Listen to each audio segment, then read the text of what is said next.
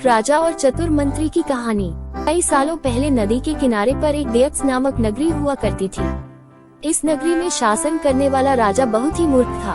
वहीं राजा का मंत्री बहुत चतुर था। एक दिन शाम के समय राजा और मंत्री दोनों नदी किनारे टहलते हुए शाम का आनंद ले रहे थे। तभी राजा ने मंत्री से एक सवाल पूछा, क्या तुम बता सकते हो कि यह नदी किस दिशा में और कहां तक बहकर जाती है? मंत्री ने राजा को जवाब देते हुए कहा कि यह नदी पूर्व की दिशा में बहती है और यह पूरब देश तक जाती है। राजा नहीं चाहता कि हमारे देश का पानी पूरब के देशवासी इस्तेमाल करें। राजा ने मंत्री को नदी का पानी रोकने के लिए दीवार खड़ी करने का आदेश दिया।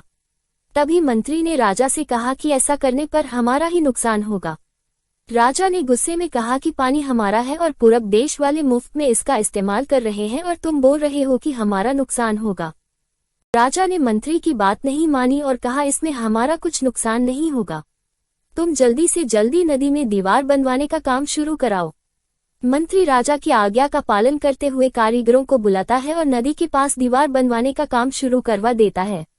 नदी में दीवार बनाने का काम तेजी से चलने लगा और कुछ ही दिनों में दीवार बनकर तैयार हो गई। ये देखकर राजा बहुत प्रसन्न होते हैं, परंतु उनकी मूर्खता के कारण कुछ दिन बाद जब बारिश का मौसम आता है तो नदी का पानी पूरे गांव में भरने लगता है। धीरे धीरे पानी लोगों के घरों में घुसना शुरू हो जाता है। परेशान होकर सारे नगरवासी एकत्रित होकर मंत्री के पास आते हैं। मंत्री उन्हें भरोसा दिलाता है कि वह इस समस्या का हल ढूंढ निकालेगा। लोगों की परेशानी सुनकर मंत्री समाधान निकालने के लिए एक योजना बनाता है।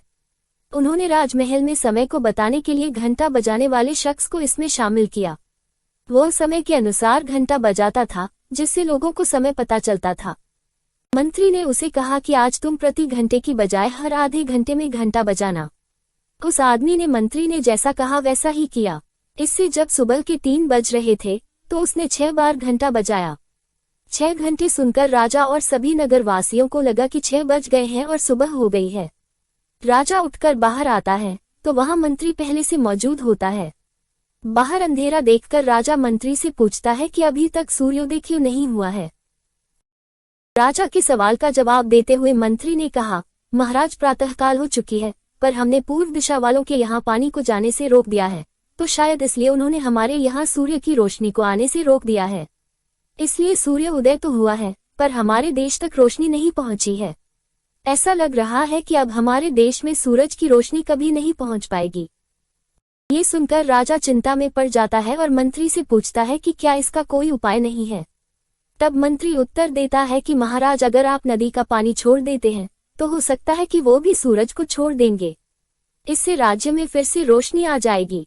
राजा मंत्री को तुरंत नदी की दीवार तोड़वाने का आदेश देता है। मंत्री कारीगरों को नदी पर ले जाकर उन्हें दीवार तोड़ने के लिए कहता है। कुछ घंटों में कारीगरों ने दीवार गिरा दी और तब तक सूरज के निकलने का समय भी हो गया था।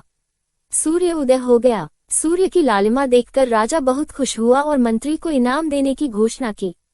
राजा ने मंत्री की तारीफ करते हुए कहा कि तुम्हारे कारण हमारे राज्य में फिर से सूर्य उदय हो पाया है और तुमने हमारे राज्य को अंधकार से बचाया है।